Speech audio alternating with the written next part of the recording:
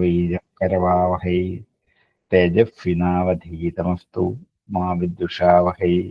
ഓം ശാന്തി ശാന്തി ശാന്തി. ആദരണീയരായ എല്ലാ പഠിതാക്കൾക്കും വിനീതമായ പ്രണാമം.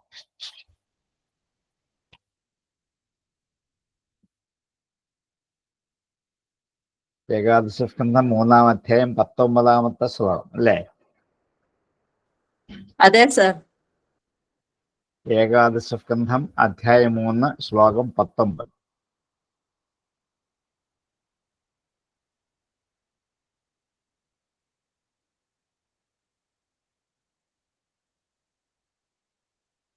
നിമിയുടെ ചോദ്യത്തിന് മറുപടിയായിട്ട് പ്രബുദ്ധൻ ഉത്തരം പറയുന്നതാണ് നമ്മൾ ചർച്ച ചെയ്തുകൊണ്ടിരുന്നത്. നവയോഗികളോട് നിമി ചോദിച്ച ചോദ്യങ്ങൾ, അതിന് ഓരോരുത്തരായിട്ട് പറയുന്ന മറുപടികൾ,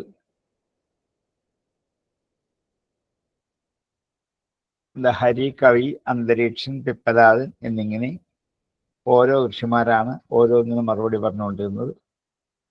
കഴിഞ്ഞ ചോദ്യം മായയെക്കുറിച്ചായിരുന്നു. അതിന് സൃഷ്ടിസ്ഥിതി സംഹാരങ്ങളെന്ന പ്രപഞ്ചലീല ത്രിഗുണങ്ങൾക്ക് അധീനമായി വർത്തിക്കുന്നതാണ് മായ എന്ന വാക്കിൽ മായയെക്കുറിച്ച് ചുരുക്കി പറഞ്ഞു. അപ്പൊ ചോദിച്ചു, മായ തരണം ചെയ്യാനുള്ള വഴി എന്താണ് എന്ന് ചോദിച്ചു. ഈ മായയെ അതിക്രമിച്ച് വേണമല്ലോ നമുക്ക് ലക്ഷ്യത്തിലേക്ക് എത്താൻ. അതിനെന്താണ് വഴി എന്ന് ചോദിച്ചപ്പോൾ അതിൻ്റെ ഉത്തരം പ്രബുദ്ധൻ എന്ന യോഗിയാണ് പറയാൻ ആരംഭിച്ചത്. അദ്ദേഹം കഴിഞ്ഞ ഒരു ശ്ലോകത്തിൽ മനുഷ്യന്റെ സമസ്ത കർമ്മങ്ങളും സുഖദുഃഖങ്ങൾക്ക് വേണ്ടി ആരംഭിച്ചു.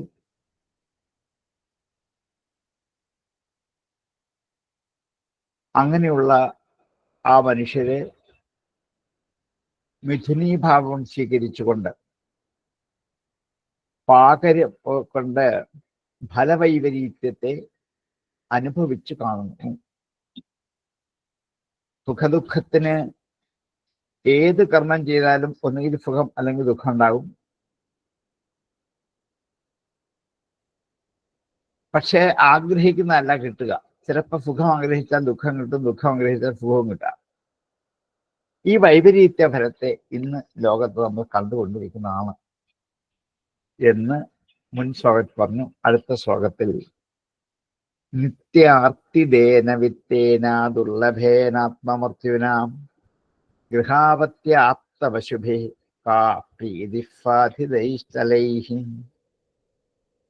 നിത്യ ആർത്തിദേന, എന്നും ദുഃഖത്തെ നൽകുന്നത്. ആർത്തിയെ ദാനം ചെയ്യുന്നത് ആർത്തിദം. ആർത്തിദേന ദുഃഖത്തെ നൽകുന്നത് കൊണ്ട് ഒരിക്കലല്ല, നിത്യ ആർത്തി ദേന, എന്നും ആർത്തി നൽകിക്കൊണ്ടിരിക്കുന്നതിനാൽ.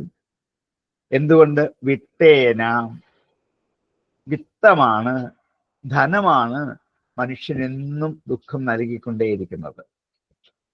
ദുർലഭേന ആത്മമർത്യുനാം, ദുർലഭമായ ഈ ധനം കൊണ്ടാണ് മനുഷ്യനെ നിത്യമായ ദുഃഖം നൽകിക്കൊണ്ടേയിരിക്കുന്നത്. ആത്മമർത്യുനാം,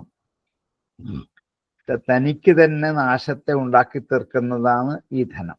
ആത്മമൃത്യു, തനിക്ക് തന്നെ മൃത്യു ഉണ്ടാക്കി തീർക്കുന്നതായ ദുർലഭമായ വിത്തം വിത്തം നിത്യം ദുഃഖം നൽകുന്ന. അത് ഗൃഹ അപത്യ ആപ്ത പശുഭി കാപ്രീതി. ഗൃഹം, വീട്, അപത്യം, സന്താനം, ഇവകളെ കൊണ്ട്, വീടുകൊണ്ട്, മക്കളെ കൊണ്ട്, ബന്ധുക്കളെ കൊണ്ട്, ആപ്തന്മാർ ബന്ധുക്കൾ, പശുഭി മൃഗങ്ങളെ കൊണ്ട്, ഈ മുതലായവയെ കൊണ്ട് കാ പ്രീതി, എന്തു പ്രീതിയാണ്? ബാധിതൈഹി, 'ചലൈഹി', 'ചലൈഹി' ഇനി അതുകൊണ്ട് ഫലം സിദ്ധിച്ചാൽ തന്നെയും അത് ചലമാണ്. ചലം എന്ന് വെച്ചാലോ ചഞ്ചലം, ഇളകി മാറിക്കൊണ്ടേയിരിക്കുന്നതാണ്, സ്ഥിരതയില്ല. വിത്തം കൊണ്ട് നിത്യദുഃഖമാണ് എന്ന് പ്രസ്താവിച്ചു. ഇനി അല്ല, അത് സുഖമാണ് എന്നാണ് വിചാരിക്കുന്നതെങ്കിൽ അത് ശാശ്വതമല്ല, അത് ചലമാണ്. സമ്പത്ത്, ധനം എന്ന് പറയുന്നത് വീട് ഒരു സമ്പത്താണ്, സന്താനങ്ങൾ സമ്പത്താണ്, ബന്ധുക്കൾ സമ്പത്താണ്, പശുമൃഗാദികളൊക്കെ നമുക്കുള്ള സമ്പത്തുകളാണ്, ധനം മാത്രമല്ല. ഇവരൊക്കെയും സ്ഥിരമായിരുന്നുവെങ്കിൽ സുഖമായേനും. പക്ഷെ അല്ലല്ലോ, ഇവരൊക്കെ എന്താണ്? ചലങ്ങളാണ്, ചഞ്ചലങ്ങളാണ്. അങ്ങനെയാണെങ്കിൽ പ്രീതി, എന്ത് പ്രീതിയാണ് ഉണ്ടാവുക? ഇവരൊക്കെ ഇന്നല്ലെങ്കിൽ നാളെ നമ്മളിൽ നിന്നും പിരിഞ്ഞ് നഷ്ടപ്പെട്ടു പോകുന്നതാണ്. വീടും സന്താനവും ബന്ധുക്കളും മൃഗങ്ങളും ഒക്കെ സ്ഥിരമല്ല. അപ്പൊ ഇവരിൽ നിന്ന് എങ്ങനെ സുഖമുണ്ടാകാൻ പറ്റും? ഇവരിൽ നിന്ന് സുഖമുണ്ടായാൽ ആ സുഖം അല്പം കഴിയുമ്പോൾ നശിക്കും, ദുഃഖമായിട്ട് മാറും. സുഖം നൽകുന്നതാണ് വീട് എന്ന് വിചാരിച്ചാണ് ഏറ്റവും ഗംഭീരമായ വീടുകൾ ധാരാളം ധനം ചെലവഴിച്ചുണ്ടാക്കി അതിനകത്ത് താമസിക്കുമ്പോഴും എന്താ ഉണ്ടാവുക? ദുഃഖം തന്നെയാണ്. സുഖിക്കാൻ വേണ്ടിയാണല്ലോ വീട് പണിഞ്ഞത്. അപ്പം സുഖിക്കാൻ വേണ്ടി ചെയ്യുന്നതൊക്കെ ദുഃഖത്തിൽ വന്ന് കലാശിക്കലാണ്. സന്താനങ്ങൾ അങ്ങനെയാണ്. ഉണ്ടാവാതിരുന്ന വഴിപാടൊക്കെ കഴിച്ച് കഷ്ടപ്പെട്ട ഒരു സന്താനം ഉണ്ടായി, അതുകൊണ്ട് സുഖമുണ്ടാകും എന്ന് വിചാരിച്ചപ്പോൾ ഉണ്ടായപ്പോൾ മുതൽ അതിനെക്കൊണ്ട് ദുഃഖം മാത്രമേ ഉള്ളൂ. ഇതൊരു ധനമാണ്, സമ്പത്താണ്. ഈ സമ്പത്ത് എന്താ തരിക? ദുഃഖം തരിക. ബന്ധുക്കൾ അങ്ങനെയാണ്. ബന്ധുക്കളൊക്കെ നമുക്ക് ആശ്വാസം തരുന്ന ഏറ്റവും വലിയ സുഖദായികളാണ് എന്നാണ് വിചാരിച്ചത്. പക്ഷെ ഈ ബന്ധുക്കളാണ് ഏറ്റവും അധികം ദുഃഖം തരുന്നത്. അതേപോലെ എന്താണ് പശുമൃഗാദികൾ, ഇവരെല്ലാം ഉണ്ടാകുന്നുണ്ട്. ഇവരിൽ നിന്ന് സമ്പത്ത് അല്ലെങ്കിൽ ധനം അല്ലെങ്കിൽ സുഖം, ഐശ്വര്യം ഉണ്ടാകുന്നുണ്ട്. അത് സ്ഥിരതയല്ല.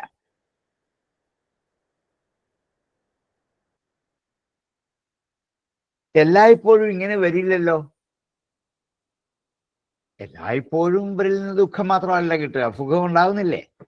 നമുക്കിപ്പോ അനുഭവമാണല്ലോ. ഏത് കർമ്മം ചെയ്താലും അതുകൊണ്ട് ഐഹികമായ ഈ ലോകത്തിൽ നേടേണ്ട സുഖങ്ങള്, ധനാദികളായ സമ്പത്തുകൾ അതൊക്കെ വർദ്ധിച്ചു വരുന്നുണ്ട്. നമ്മൾ നിത്യേന ധനം മുടക്കി ചെയ്യുന്ന എത്രയോ പദ്ധതികൾ അതിന് 100 ഇരട്ടി വളർന്ന് വലുതായി സമ്പത്തും ധനവും ഐശ്വര്യവും ഉണ്ടാക്കാറുണ്ടല്ലോ ലോകത്ത്. അതില്ലെന്ന് പറയാൻ പറ്റില്ലല്ലോ.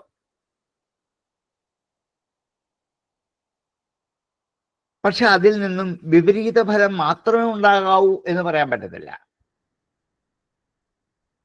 അവയിൽ നിന്നും അനുകൂലമായ ഫലങ്ങളും ഉണ്ടാകുന്നുണ്ട്.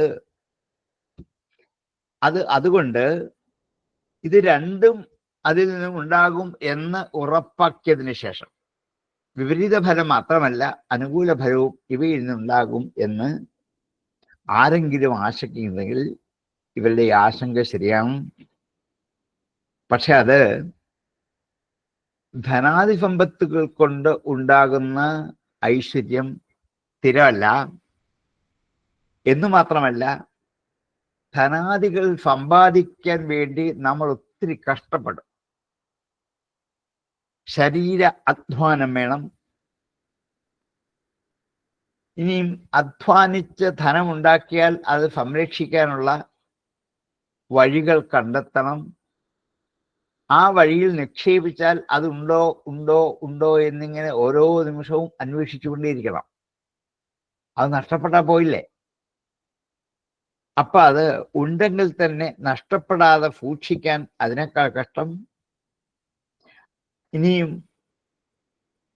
അത് വർദ്ധിപ്പിക്കുമ്പോഴുണ്ടാകുന്ന സന്തോഷത്തോടൊപ്പം തന്നെ ദുഃഖവും ഉണ്ടായിരിക്കേണ്ടി വരും. കാരണം എന്താണ്? നശിച്ചാൽ ദുഃഖം. അയ്യോ കഷ്ടം, ഞാൻ എത്ര ധനികനായിരുന്നു, എനിക്ക് എത്ര സമ്പത്തുണ്ടായിരുന്നു, അന്ന് ആരെല്ലാം എന്നെ ബഹുമാനിച്ചിരുന്നു, എത്ര സ്ഥാനമാനങ്ങൾ എനിക്ക് കിട്ടിയിരുന്നു, ഇപ്പൊ എല്ലാം പോയില്ലേ. കാശില്ലാണ്ടായപ്പോൾ ബന്ധുക്കളുമില്ല, നാട്ടുകാരുമില്ല, വീട്ടുകാരുമില്ല, അച്ഛനില്ല, അമ്മയില്ല, ഭാര്യയില്ല, ഭർത്താവില്ല, മക്കളില്ല, ഒന്നുമില്ല. ധനം ഉണ്ടായാലേ ഇവരൊക്കെ ഉള്ളൂ. ഖഗങ്ങൾ മാവിൽ പെരുകും വസന്തേ വരാ ശരത്തിങ്കലായി ഒന്നുപോലും എന്ന് മലയാളത്തിൽ കവി പാടിയിട്ടുണ്ട്. ഖഗങ്ങൾ മാവിൽ പെരുകും വസന്തേ. വസന്തകാലത്ത് മാവിൽ ധാരാളം പക്ഷികൾ ഇങ്ങനെ വന്നു കൂടും. എന്തിനു വേണ്ടിയാണ്? മഹാമഴ ദിനാണ്. വരാ ശരത്തിങ്കലവ ഒന്നുപോലും. ശരത്കാലത്തിൽ ഒറ്റ പക്ഷി പോലും ഇന്നെ തൊട്ട് നോക്കില്ല. ഈ മാവിലേക്ക് ദൂരെ കൂടെ പറന്നു പോകുള്ളൂ. ഈ മാവിന് എന്ത് സങ്കടം ഉണ്ടാവും? ഇത്ര നാൾ എത്ര ആൾക്കാരായിരുന്നു എൻ്റെ ചുവട്ടില് മാങ്ങ പറിക്കാൻ, എന്നെ സംരക്ഷിക്കാൻ. ഇങ്ങനെ പക്ഷികള്, മനുഷ്യര്, മൃഗങ്ങള്, ജന്തുക്കൾ എത്ര പേരായിരുന്നു. ഇതാ ഈ മഴക്കാലവും ഈ മഞ്ഞുകാലവും വന്നപ്പോൾ ഒരാൾ ഈ ചുവട്ടിലേക്ക് വരുന്നില്ല. ഞാൻ ഒറ്റയ്ക്ക് നിൽക്കേണ്ടി വരും എന്ന് ഈ മരം വിലപിക്കുന്ന പോലെയാണ് മനുഷ്യന്റെ അവസ്ഥ. ധനമുണ്ടെങ്കിൽ ഇവരെല്ലാം കൂടെ കൂടും, ഇതില്ലെങ്കിൽ ആരും ഉണ്ടാവില്ല. ഇനിയും അതുപോലെ ഞാൻ ഇനിയും ഈ ലോകത്ത് മറ്റുള്ളവരുടെ കൂടി എങ്ങനെ എനിക്ക് സഞ്ചരിച്ചു പോകാൻ പറ്റും? ധനികനായിരുന്നു ഞാൻ, ധനികനല്ലാണ്ടായാലത്തെ ഒരവസ്ഥയൊന്ന് ആലോചിച്ച് നോക്കൂ.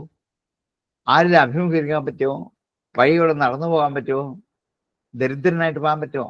എത്ര സമ്പന്നനായിരുന്നു ഞാൻ? ഇങ്ങനെ അസഹ്യമായ ദുഃഖം ധനം കൊണ്ടാണിത്. ധനം ഉണ്ടായത് കൊണ്ടുള്ള ദുഃഖമാണ്.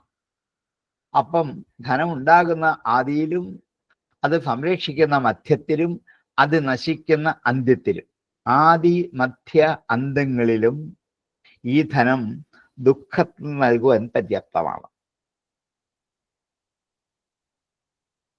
അതുപോലെ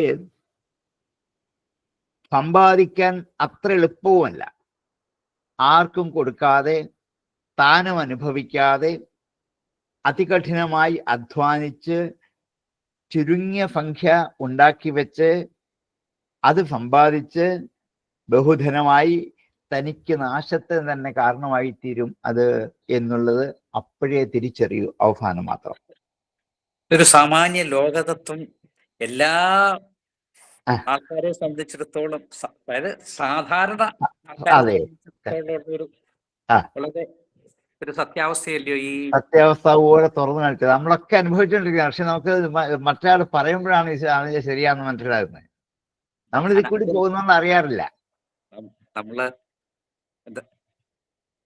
പ്രായപൂർത്തിയാകുന്നതിന് മുന്നേ മുതൽ തന്നെ ഏതാണ്ട് ധനാർജനത്തിന് വേണ്ടിയുള്ള ചിന്തയാണ് അവസാനം വരെ നമുക്കതാണ്.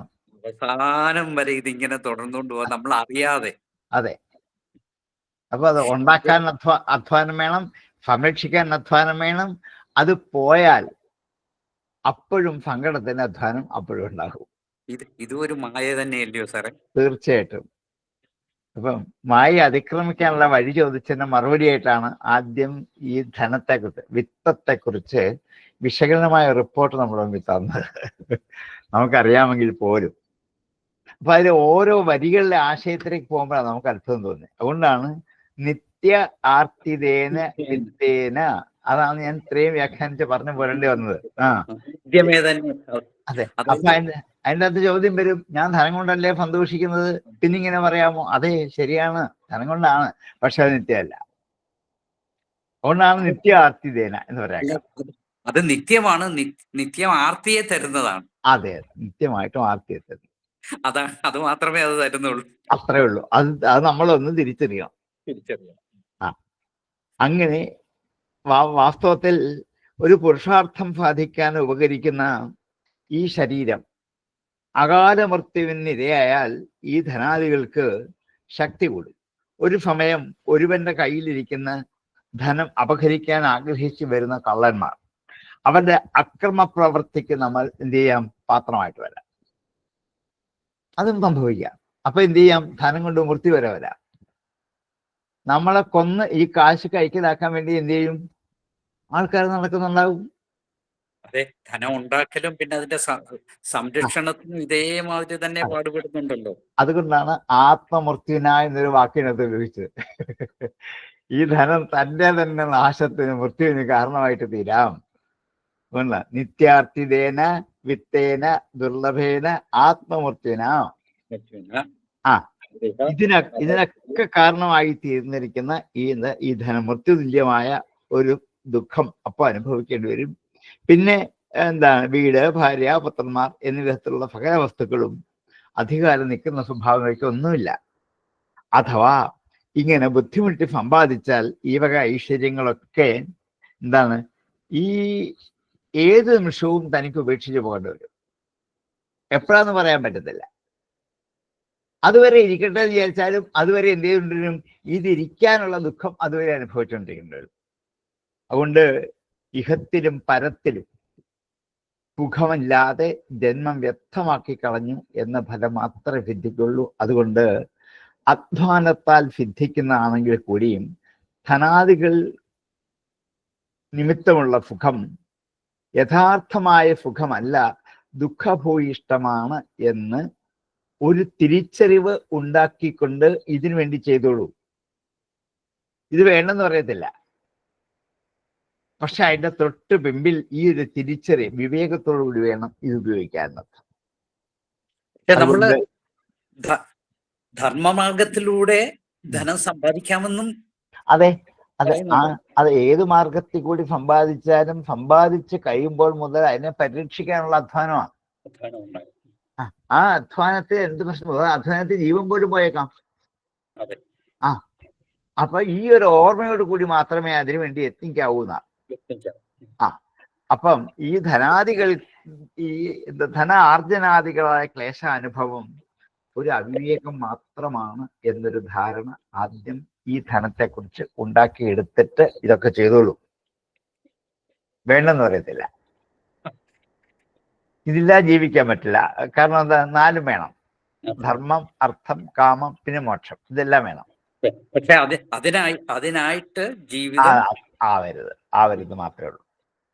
ആ ഒരു വിവേകം ഉണ്ടാക്കിക്കൊണ്ട് വേണം എന്ന് ആദ്യം തന്നെ ഇതിന്റെ ആമുഖം പറഞ്ഞു വരികയാണ്. മായയെ എങ്ങനെ തരണം ചെയ്തതിനെ കുറിച്ച്. ഇനി അവസാനം പറയത്: നിത്യാർത്ഥിതേന വിത്തേന ദുർലഭേന ആത്മമൃത്യുനാം ഗൃഹാവത്യ ആപ്തപശുഭി കാപ്രീതിഫാധിതൈശ്ചലൈഃ.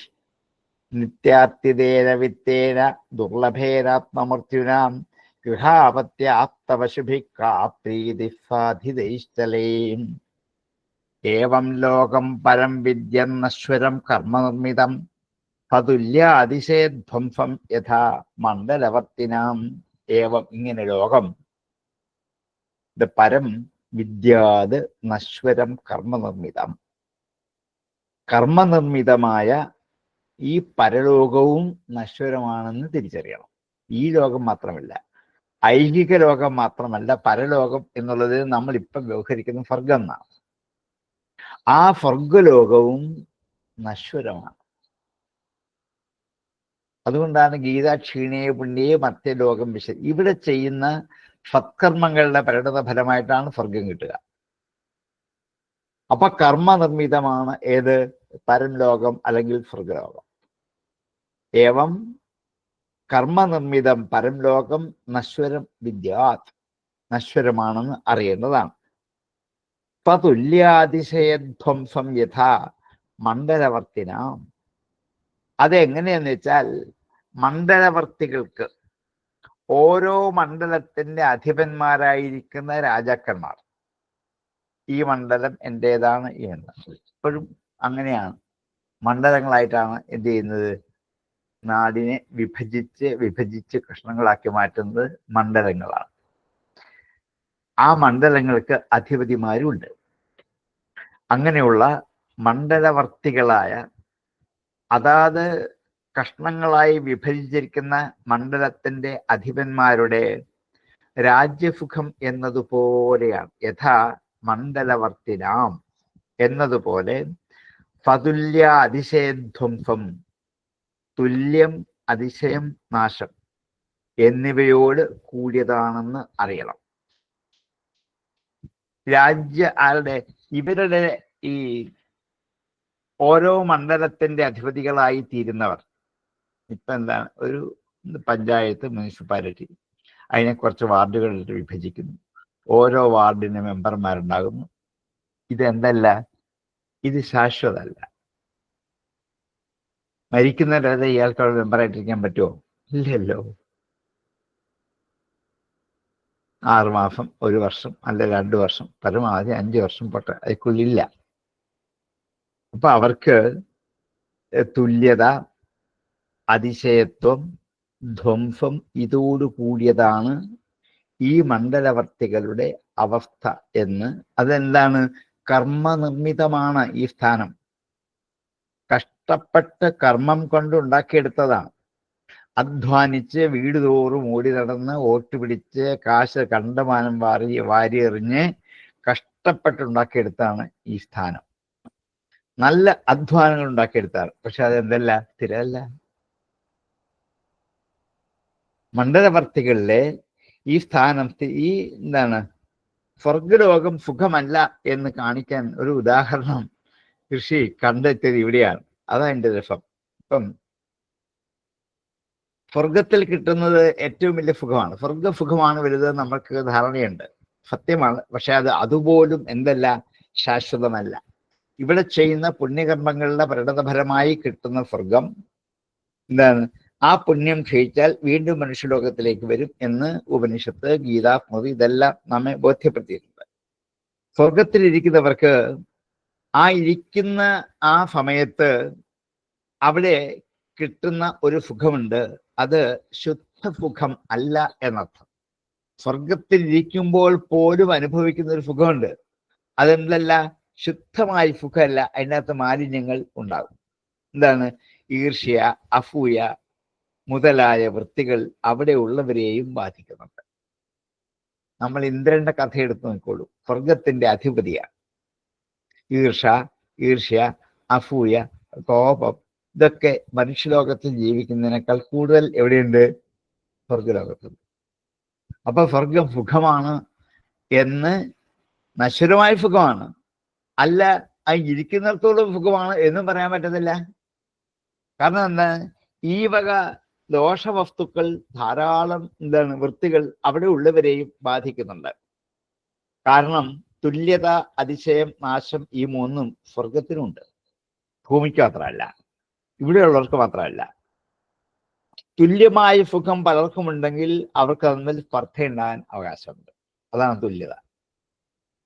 ഇപ്പൊ തുല്യമായ ഒരു സുഖം 2 പേർക്ക് ഒരുപോലെ ഉണ്ടെങ്കിൽ അവർക്ക് തമ്മിൽ ഉണ്ടാകും, സ്പർദ്ധത ഉണ്ടാകും, ഉറപ്പാണ്.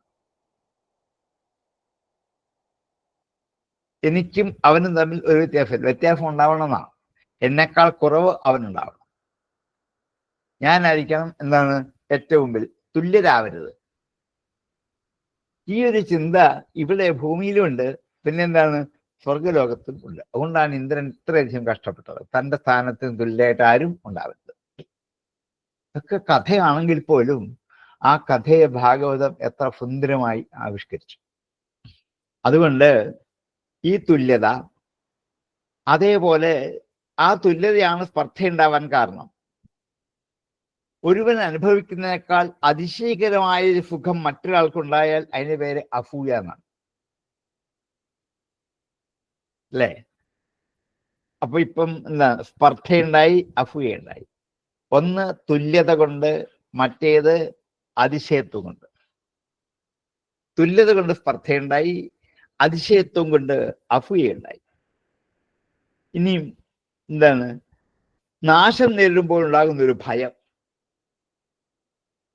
അല്ലേ? നാശമുണ്ടാകുമ്പോൾ എന്തുണ്ടാകും? ഭയമുണ്ടാകും. ഇത് നഷ്ടപ്പെട്ടു പോയല്ലോ എന്ന. ഈ 3 ഇവിടുത്തെ പോലെ എവിടെയുണ്ട്? സ്വർഗത്തിലുണ്ട്. തുല്യ, അതിശയ, ധ്വംസ, ചേർത്തപ്പോൾ അതോട് കൂടിയത്. യഥാ മണ്ഡലവർത്തിനാം, കഷ്ണങ്ങളായി മണ്ഡലങ്ങൾ ഭരിച്ചുകൊണ്ടിരിക്കുന്ന രാജാക്കന്മാർക്ക് തമ്മിൽ എന്തുണ്ട്? സ്പർദ്ധയുണ്ട്. ഈ സ്പർദ്ധ എവിടെയുണ്ട്? സ്വർഗവാസികൾക്കുണ്ട്. ഇത് എന്തുകൊണ്ടാണ് അടയുണ്ടാവാൻ കാരണം? ഈ ലോകസുഖം കർമ്മത്തെ അനുസരിച്ചുണ്ടായതുപോലെ സ്വർഗസുഖവും കർമ്മത്തെ അനുസരിച്ചുണ്ടായതാണ്. ഇത് സ്വർഗത്തിൽ ഉണ്ടാവേണ്ട അല്ലല്ലോ എന്ന് ചോദിച്ചാൽ, ഇവിടെ ചെയ്യുന്ന കർമ്മത്തിന്റെ പരിണത ഫലമാണ് സ്വർഗം. ഇവിടെ ചെയ്യുന്ന കർമ്മത്തിന്റെ ഫലമാണ് ഇവിടെ അനുഭവിക്കുന്നത്. ഇവിടെ ചെയ്യുന്ന കർമ്മത്തിന്റെ ഫലമാണ് സ്വർഗത്തിലേക്ക് പോകുന്നത്. അപ്പൊ രണ്ടും തുല്യമാണ്. രണ്ടും കർമ്മത്തെ അനുസരിച്ച് തന്നെയാണ്.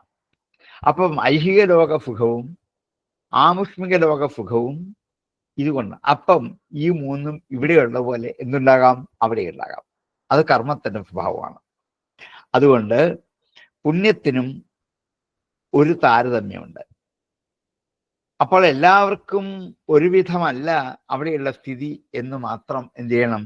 മനസ്സിലാക്കി കഴിഞ്ഞാൽ പുണ്യപാപങ്ങൾ കൊണ്ട് സിദ്ധിച്ചതായ സ്വർഗവും അതേപോലെ അങ്ങനെയാണല്ലോ സ്വർഗം സിദ്ധിക്കുന്നത്.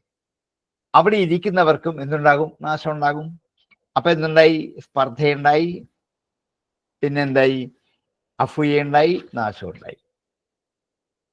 ഇങ്ങനെ ചിന്തിക്കാൻ ധാരാളം അവകാശമുള്ളൊരു ശ്ലോകമാണിത്. അതുകൊണ്ട് സ്വർഗസുഖത്തെ ആഗ്രഹിച്ചുകൊണ്ട് അത് സിദ്ധിക്കാൻ ഉപകരിക്കുന്ന ഓരോ കർമ്മങ്ങളും അനുഷ്ഠിക്കുന്നത് എന്താണ്? ഒരു തരത്തിൽ ക്ലേശം ഉണ്ടാക്കി വെക്കാൻ മാത്രമാണ്. ഇഹത്തിലും പരത്തിലുമുള്ള സുഖത്തിൽ കാംക്ഷയില്ലാതിരിക്കണം എന്ന് പറയുന്നത് കൊണ്ടാണ്. സ്വർഗസുഖവും വേണ്ട, ഇവിടുത്തെ സുഖവും വേണ്ട. അങ്ങനെ വന്നാൽ അതിൻ്റെ പേരാണ് വിഷയവിരക്തി അല്ലെങ്കിൽ വൈരാഗ്യം. അത് എത്ര കണ്ട് ബലപ്പെടുന്നുവോ അത്രയും അന്ധകരണം ശുദ്ധമാകും. ഇങ്ങനെ ദൃഢവൈരാഗ്യമുള്ളവർ ഇഹത്തിലും പരത്തിലുണ്ടാകുന്ന സുഖത്തെക്കാൾ മീതെയുള്ള സുഖം എന്തെന്നറിയാൻ ആഗ്രഹിക്കൽ അവന്റെ സ്വഭാവമാണ്. ആ ആഗ്രഹം സാധിക്കാൻ തക്ക ഒരു മഹാനെ അവൻ അന്വേഷിക്കും. ഇഹത്തിലും പരത്തിലും ഉള്ള അനുഭവത്തിന്റെ നശ്വരത എടുത്തു കാണിച്ചിട്ട് അതിൻ്റെ അപ്പുറത്തുള്ള സുഖം എവിടുന്ന് കിട്ടും എന്ന് ചോദിക്കാൻ ഒരാളിനെ കണ്ടുപിടിച്ച് ചോദിക്കണം. ഏവം ലോകം പരം വിദ്യ നശ്വരം കർമ്മ നിർമ്മിതം പതുല്യാതിശയധ്വംസം യഥാ മണ്ഡലവർത്തിനാം. ഏവം ലോകം പരം വിദ്യ നശ്വരം കർമ്മ നിർമ്മിതം പതുല്യാതിശയധ്വംസം യഥാ മണ്ഡലവർത്തിനാം. അപ്പൊ ആരെയാ കണ്ടുപിടിക്കേണ്ടത്? തസ്മാത് ഗുരും പ്രപദ്യേത ജിജ്ഞാസുശ്രേയ ഉത്തമം ശാബ്ദേ പരേച നിഷ്ണാതം ബ്രഹ്മണ്യുപശമാശ്രയം. അങ്ങനെ വന്നാൽ തസ്മാത് അതുകൊണ്ട് ഗുരും പ്രപദ്യതേ ഗുരുവിനെ എന്ത് ചെയ്യണം? കണ്ടെത്തി പ്രാപിക്കണം. ഇവിടെയാണ് മനുഷ്യജീവിതത്തിൽ ഒരു ഗുരുവിന്റെ പ്രസക്തി. ഐഹിക ലോകവും ആമുഷ്മിക ലോകവും ദുഃഖം തരുന്നതാണ്. രണ്ടിടത്തും സുഖദുഃഖങ്ങൾ ധാരാളമുണ്ട്. രണ്ടും നശ്വരമാണ് എന്ന് തിരിച്ചറിഞ്ഞാൽ അനശ്വരമായൊരു ലോകം ഏത് എന്ന് പറയാൻ ഒരു ഗുരുവിനെ പറ്റുള്ളൂ. അവിടെ എന്ത് ചെയ്യണം? ഗുരുവിനെ അന്വേഷിക്കണം. തസ്മാത് ഗുരും പ്രപദ്യേത. ആരാണ്? ജിജ്ഞാസു, അറിയാൻ ആഗ്രഹിക്കുന്നത്. എന്തറിയാൻ ആഗ്രഹിക്കുന്നവൻ? ഈ ലോകത്തിൽ കാണുന്ന ധനാദിയും ഗൃഹവും വീടും സമ്പത്തും ഭാര്യയും ഭർത്താവും ബന്ധുക്കളും ഒക്കെ ദുഃഖം തരുന്നതാണെന്നും ഇവിടെ എല്ലാം വിട്ട് പരലോകത്തേക്ക് ചെന്നാൽ അവിടെയും ഈർഷ്യയും എന്താണ് അതുപോലെ എന്താണ് അസൂയയും നാശവും എന്ന ദുഃഖം അവിടെയും അനുഭവിക്കേണ്ടി വരുമെന്നും, അങ്ങനെ രണ്ടിടത്തും ഗതിയില്ലെങ്കിൽ പിന്നെ എന്താണ് ഒരു ഗതി എന്ന് ജിജ്ഞാസുവായ ഒരാൾ. ഇവിടെയാണ് ജിജ്ഞാസ, അല്ല വിഷയങ്ങൾ അറിയാനല്ല, വെറും ജ്ഞാതുമിച്ഛല്ല.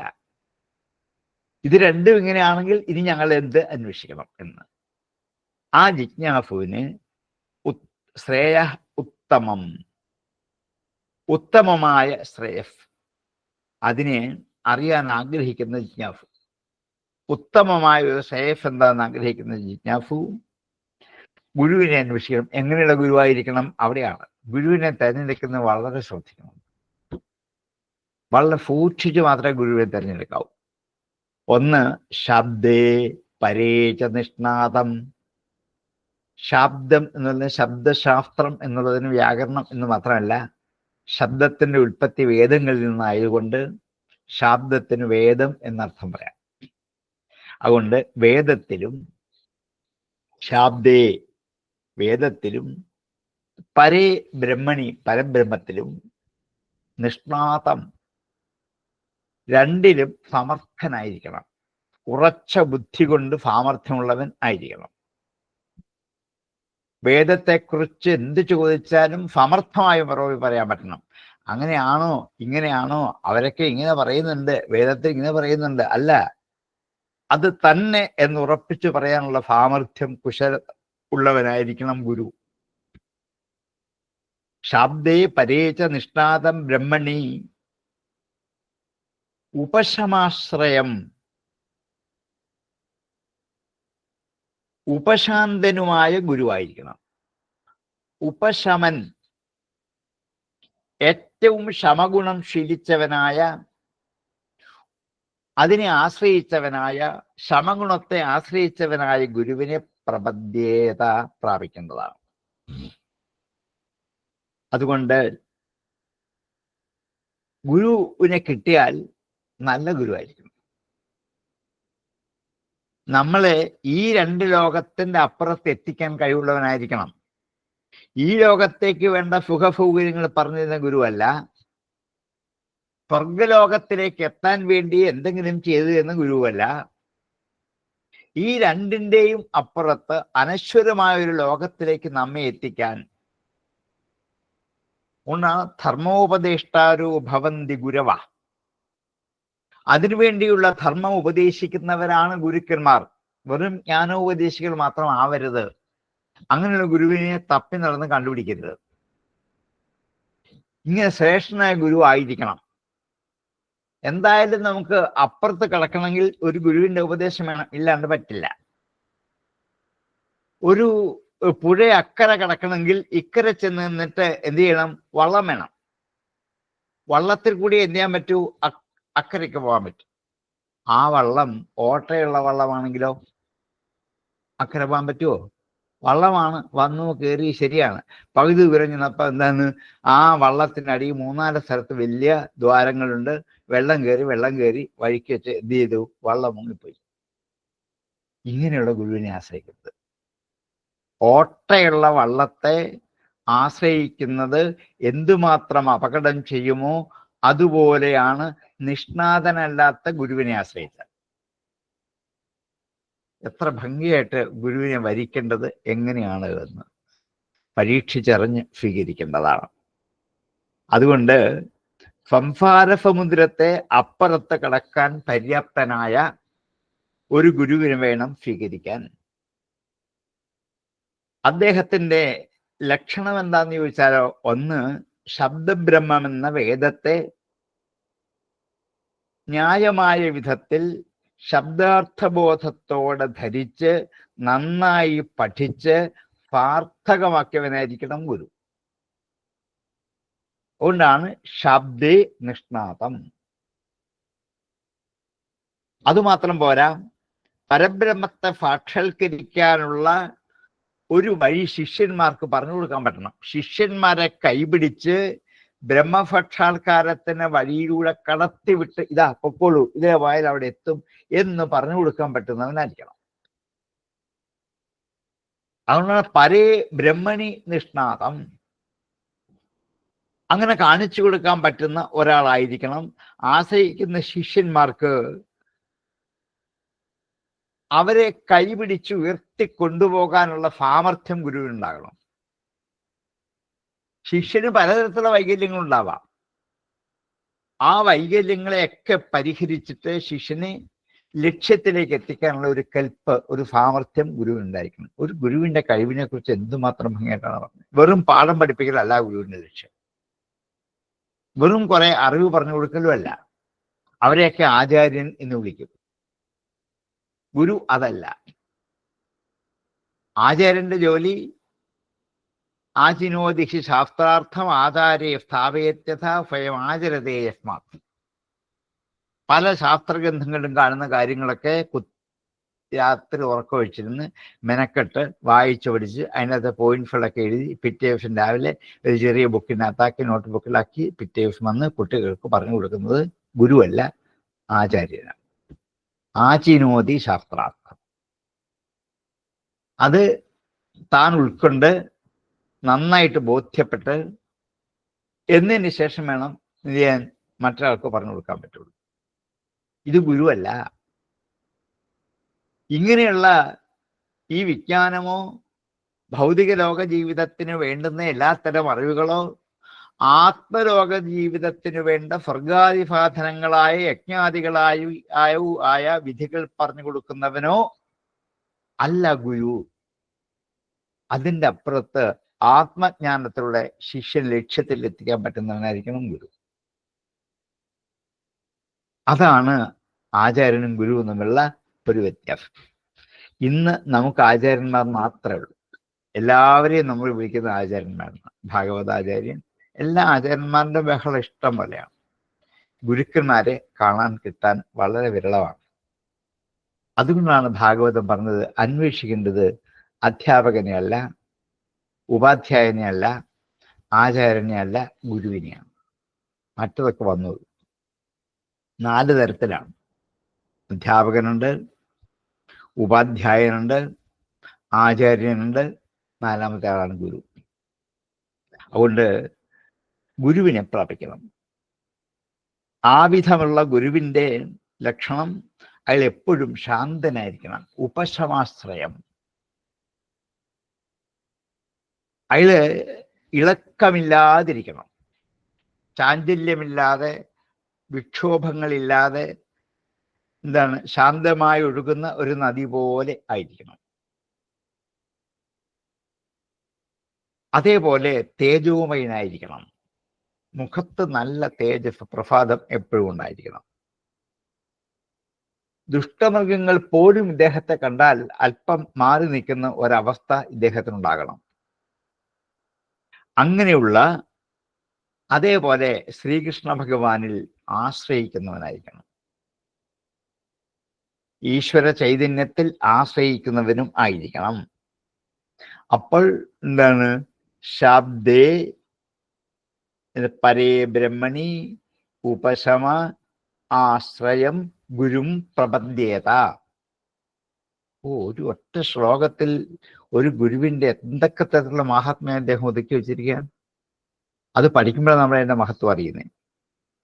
അതുകൊണ്ട് മനുഷ്യരൂപത്തിൽ മറ്റുള്ളവരെ അനുഗ്രഹിക്കാൻ വേണ്ടി സഞ്ചരിക്കുന്ന ഒരു ഈശ്വരൻ തന്നെയാണ് ഗുരു. മനുഷ്യരൂപത്തിൽ സഞ്ചരിക്കുന്നവനായ ഒരു ഈശ്വരൻ മറ്റുള്ളവരെ അനുഗ്രഹിക്കാൻ വേണ്ടി സഞ്ചരിക്കുന്നവനാണ്. ഇത് കണ്ടുകിട്ടണമെങ്കിൽ ബഹുജന്മങ്ങൾ ചെയ്ത സുകൃതത്തിന്റെ പരിപാകത വരുമ്പോൾ ധാരാളം ജനങ്ങളുടെ നടുക്കിൽ വെച്ച് പരമസുഹൃതിയായ ഒരുവന് മാത്രം കണ്ടുകിട്ടാൻ പറ്റും. അത്രയ്ക്ക് ദുർലഭനാണ് ഇങ്ങനെയുള്ളൊരു ഗുരു. അങ്ങനെയുള്ള മഹാഭാവന്റെ അടുക്കൽ വെറും കൈയോട് പോകരുത്. പിന്നെ എന്ത് ചെയ്യണം? ഫമിത്പാണി ശ്രോത്രിയം ബ്രഹ്മനിഷ്ഠം. ഫമിത്ത് കയ്യിലെടുത്തുകൊണ്ട് അഗ്നിഹോത്രത്തിന് വേണ്ട കൃത്യങ്ങൾ അറിയാവുന്നവനായിട്ട് ബ്രഹ്മത്തിൽ സ്ഥിതി ചെയ്യുന്നവനായ ഗുരുവിനെ ചെന്ന് കണ്ട് നമസ്കരിക്കണം എന്ന് വേദങ്ങൾ എപ്പോഴും പറയും. ഇങ്ങനെ ഭക്തിപൂർവം ഗുരുവിനെ സേവിക്കണം എന്നുള്ളതാണ് ഇതിൽ നിന്നും രക്ഷപ്പെടാനുള്ള ഏക വഴി. അപ്പം മായയെ അതിക്രമിക്കണമെങ്കിൽ ആര് വേണം? ഒരു ഗുരുവിന് വേണം. എത്ര വ്യക്തമായിട്ട് സ്ഥാപിച്ചു. അല്ലാതെ പറ്റില്ല. തസ്മാത് ഗുരും പ്രപദ്യേതാ ജിജ്ഞാസുശ്രേയ ഉത്തമം ശാബ്ദേ പരേജ നിഷ്ണാദം ബ്രഹ്മണ്യുപശമാശ്രയം. തസ്മാത് ഗുരും പ്രപദ്യേതാ ജിജ്ഞാസുശ്രേയ ഉത്തമം ശാബ്ദേ പരേജ നിഷ്ണാദം ബ്രഹ്മണ്യുപശമാശ്രയം. തത്ര ഭാഗവതൻ ധർമാൻ ശിക്ഷേത് ഗുർവാത്മദൈവതാം അമായാനുവൃത്യ ഏസ്തുഷ്യേതാത്മ ആത്മദോ ഹരി. തത്ര അവിടെ ഭാഗവതൻ ധർമാൻ ശിക്ഷേത്. അവിടെ ഭഗവാൻ പ്രസാദിക്കാൻ ഉപയുക്തമാകുന്ന ധർമ്മങ്ങളെ അഭ്യസിക്കണം. ശിക്ഷേത് അഭ്യസിക്കണം. ഭാഗവതൻ ധർമാൻ ശിക്ഷേത്. ഗുരുവാത്മദൈവത. ഗുരുഹു ആത്മദൈവത. ഗുരു തന്നെയാണ് ആത്മാവും ദൈവവും എന്ന ഭാവനയുടെ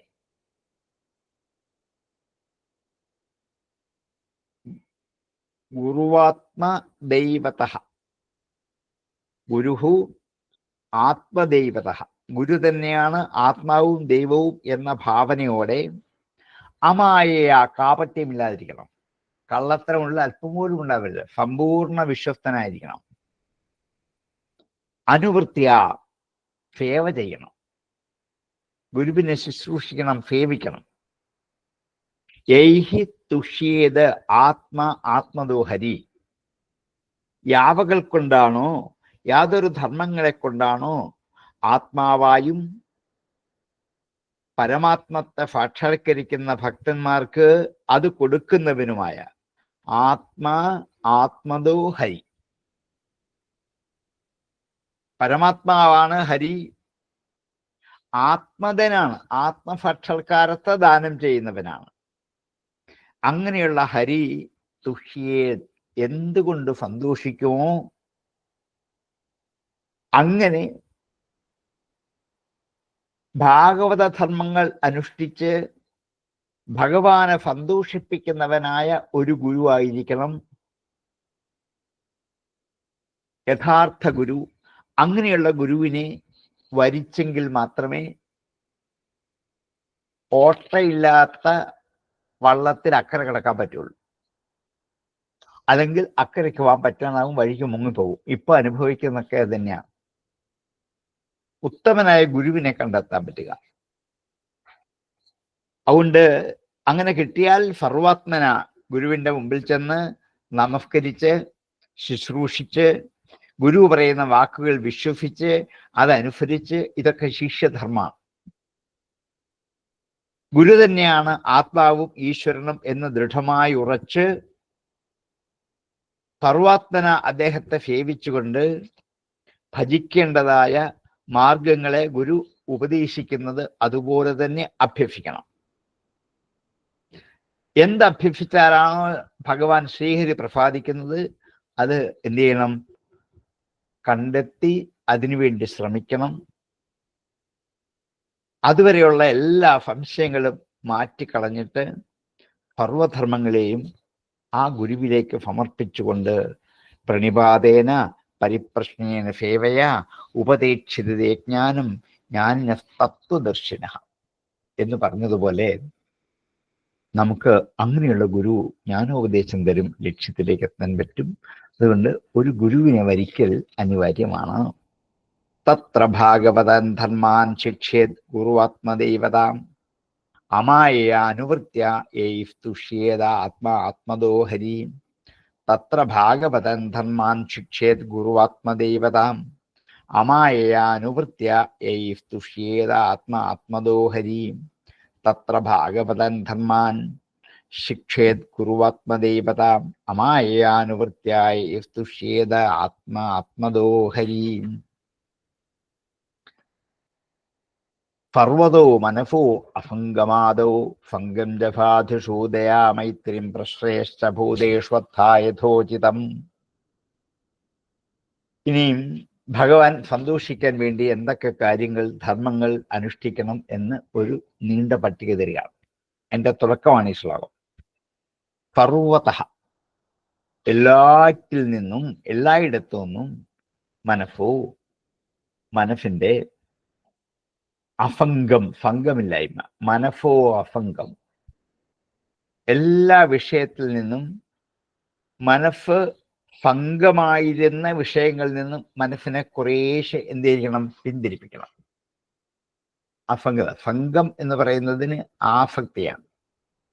ആ ആസക്തി കുറച്ച് കൊണ്ടുവരണം. അതില്ലെങ്കിലും എനിക്ക് കഴിയാൻ പറ്റും, ഇന്നത് കിട്ടിയില്ലെങ്കിൽ വേണ്ട എന്നിങ്ങനെ ഏത് വിഷയത്തിനാണോ ആസക്തി ഉണ്ടായിരുന്നത് ആ വിഷയം കിട്ടിയില്ലെങ്കിലും ലഭിച്ചില്ലെങ്കിലും എനിക്ക് സുഖമായി ജീവിക്കാൻ കഴിയാൻ പറ്റുമെന്ന് മനസ്സിൽ ഉണ്ടാക്കി വെക്കുന്ന ഒരു ചിന്തയുടെ പേരാണ് ഇവിടെ അസംഗം എന്ന് പറയാൻ കാരണം. അപ്പൊ എല്ലാറ്റിൽ നിന്നും ഈ അസംഗം മനസ്സിനെ പരിശീലിപ്പിക്കണം. ആദിയിൽ ഇതാണ് വേണ്ടത്. എന്നിട്ടോ ഫംഗഞ്ചാധുഷു. അപ്പൊ എനിക്ക് ഫംഗം വേണം. ഞാൻ എന്ത് ചെയ്യണം? സാധുഷു, സജ്ജനങ്ങളുള്ള ഫംഗം ചെയ്യണം. ഫംഗം ആയിക്കോട്ടെ, അത് ആരോട് വേണം? സജ്ജനങ്ങളോട്. മറ്റുള്ള വിഷയങ്ങളോട് അസംഗവും സജ്ജനങ്ങളോട് ഫംഗവും ഉണ്ടാകും.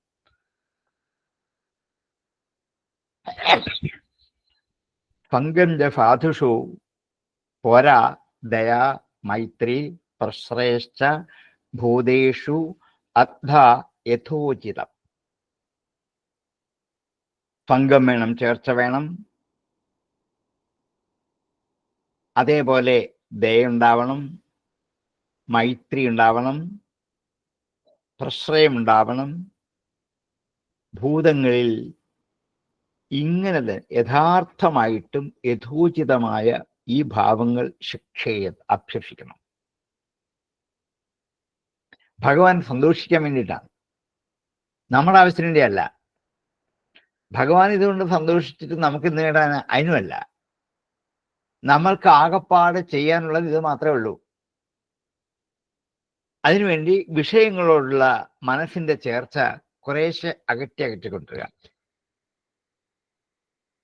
സ്വന്തം ശരീരത്തിൽ ഞാനാണെന്നുള്ള ഭാവന, ഈ വീടും ധനവും ഭാര്യയും പുത്രന്മാരും ഒക്കെ എൻ്റേതാണ് എന്നുള്ള ആ ഒരു ഇതുവരെ ഉൾക്കൊണ്ട ബുദ്ധിയെ പതുക്കെ മാറ്റിയെടുക്കണം.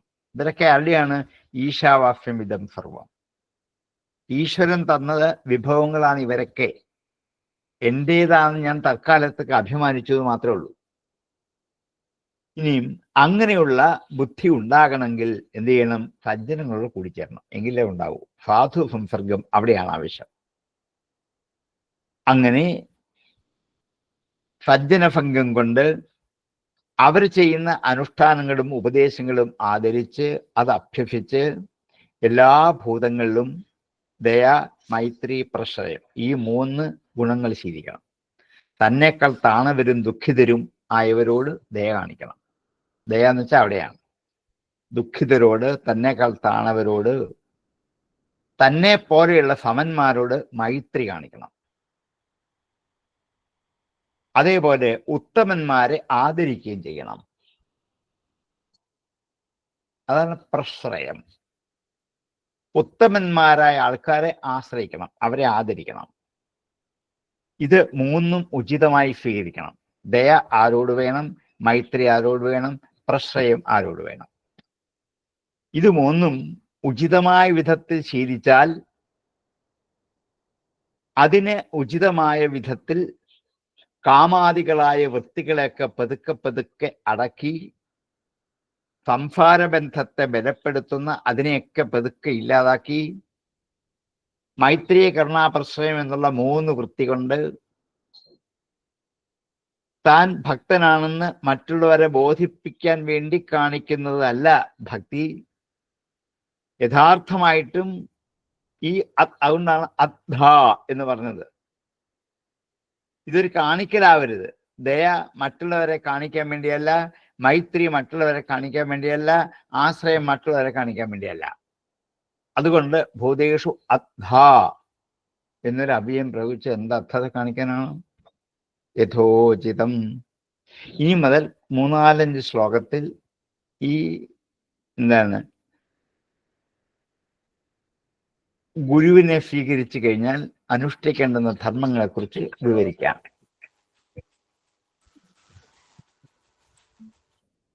ഹലോ. കഴിഞ്ഞു. ഇപ്പൊ കഴിഞ്ഞു. 2 മിനിറ്റ് തരി. ഞാൻ അങ്ങോട്ട് വരാം. ചോട്ട് വരിക്കുക. ഞാൻ അമ്മയോടെ ഇറങ്ങും. കൂട്ടത്തെ അങ്ങോട്ട് വരാം.